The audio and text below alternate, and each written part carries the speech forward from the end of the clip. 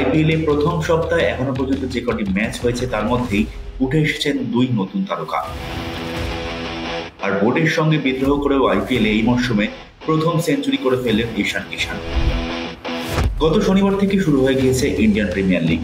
প্রথম ম্যাচে মুখোমুখি হয় কলকাতা নাইট রাইডার্স ও রয়্যাল চ্যালেঞ্জার্স বেঙ্গালুরু। ওই ম্যাচে ইডেনে 174 রান করে নাইটরা। অধিনায়ক রাহানে হাফ সেঞ্চুরি করেন।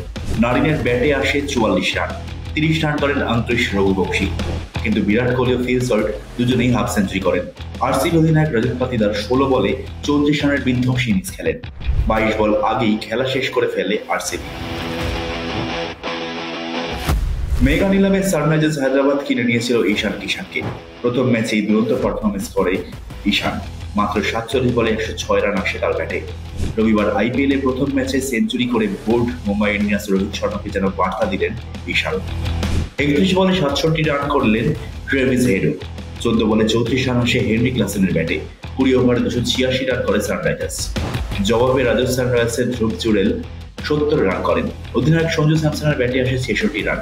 সিমরান হেটমেয়ার 23 বলে 42 রান করেন। তবে 287 রান তারা করতে নেবে 242 রানেই শেষ হয়ে যায় রাজস্থান রয়্যালস। এদিকে রবিবারের দ্বিতীয় ম্যাচে মুখোমুখি হয় চেন্নাই সুপার কিংস ও মুম্বাই ইন্ডিয়ান্স। প্রথম ম্যাচে মাত্র 155 রানে শেষ হয়ে যায় মুম্বাই ইন্ডিয়ান্স। সিএসকে নতুন বোলার খালিল আহমেদ একাই 3 উইকেট নেন। চিপকের পিচে যদিও এই রান ডিফেন্ড করাই যায়। রাহুল ত্রিপাঠীকে ফেরান মুম্বাইয়ের পেসার দীপক চাহার। মুম্বাইয়ের নতুন তারকা ভিঘ্নেশ পুথুর চেন্নাইয়ের 3 ব্যাটারকে একাই ফেরান। 26 বলে 53 রান করেন অধিনায়ক ঋতুরাজ গাইকোয়াড়। ঋতুরাজ শিবম দুবে ও দীপক হুডার উইকেট তুলে নেন ভিঘ্নেশ। স্যাম কারেনের উইকেট নেন উইল জ্যাক্স। জাদেজাকে রান আউট করেন চাহার।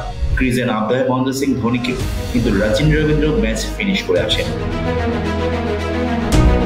এদিকে প্রথম ম্যাচে লখনৌ সুপার জায়ান্টসের মুখোমুখি হয় দিল্লি ক্যাপিটালস। 209 রান তুলেও হারতে হয় লখনৌকে। আইডেন মার্ক্রফ ব্যর্থ হলেও মিচেল মার্শ ও নিকোলাস পুরান জোরো ইনিংস খেলেন। 0 রানে ফেরেন অধিনায়ক ঋষভ পন্থ।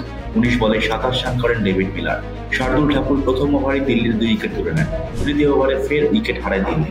50 রানে 4 উইকেট ও 65 রানে 5 উইকেটও হারিয়ে ফেলে দিল্লি। এখান থেকেই বড় পার্টনারশিপ করেন ক্রিস্টান স্টাবস ও আশুতোষ শর্মা।